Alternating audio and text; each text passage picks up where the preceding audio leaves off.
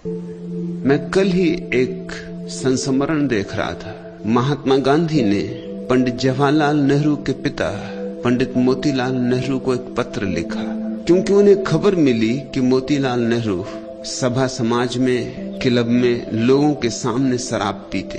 तो पत्र में उन्होंने लिखा कि अगर पीनी ही हो तो कम से कम अपने घर के एकांत में तो पिए। भीड़ भाड़ में लोगों के सामने पीना यह शोभा नहीं देता।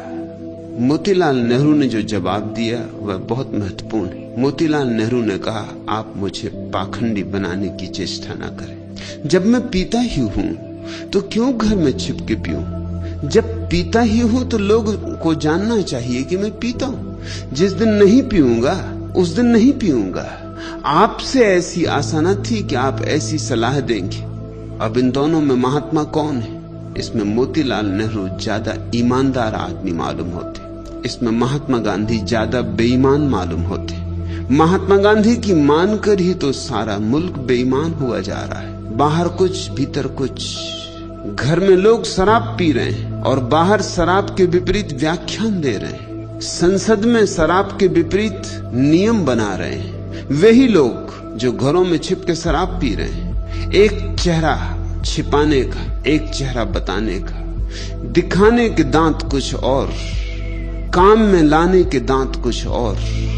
लोगों को गौर से देखो तो तुम ना तो किसी को हिंदू पाओगे, ना किसी को मुसलमान, न जैन, न बौद्ध। तुम सबको चार्वाकवादी पाओगे।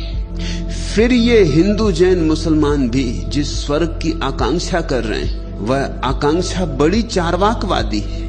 मुसलमानों की बहिश्त में शराब के झरने बहते। बेचारा चार्वाक तो यहीं की छोटी मोटी शराब से राजी है। कुल्हड़ कुल्हड़ पियो उससे राजी, मगर बहिश्त के फरिश्ते कहीं कुल्हड़ों से राजी होते? झरने बहते, जी भर के पियो, डुबकी मारो, तैरो शराब में, तब तृप्ति होगी। बहिश्त में सुंदर स्त्रियां उपलब्ध हैं, ऐसी सुंदर स्त्रियां जैसी यहाँ उपलब्ध नहीं। यहाँ तो सभी सौंदर्य कुम्हला जाता है। अभी खिला फूल सांझ कुम्हला जाएगा, अभी खिला सांझ पखरियां गिर जाएंगी। यहाँ तो सब क्षणभंगुर है। तो जो ज्यादा लोभी हैं और ज्यादा कामी हैं उन्होंने स्वर्ग की कल्पना की है। वहां स्त्रियां सदा सुंदर होती, कभी वृद्ध नहीं होती। तुमने कभी किसी बूढ़े देवता या बूढ़ी अप्सरा की कोई कहानी सुनी? स्वर्ग में स्त्रियों की उम्र बस 16 साल पर ठहरी सो ठहरी, उसके आगे नहीं बढ़ती, सदियां बीत जाती। ये किन की आकांक्षाएं? चूंकि मुसलमान देशों में समलैंगिकता का खूब प्रचार रहा है, इसलिए बहिश्त में भी उसका इंतजाम है। वहां सुंदर स्त्रियां ही नहीं, सुंदर छोकरे भी उपलब्ध हैं। ये किनका स्वर्ग है? ये किस तरह के लोग? इनको तुम धार्मिक कहते हो? और हिंदुओं के स्वर्ग में कुछ भेद नहीं, विस्तार के भेद होंगे, मगर वही आकांक्षाएं, वही अभिलाषाएं।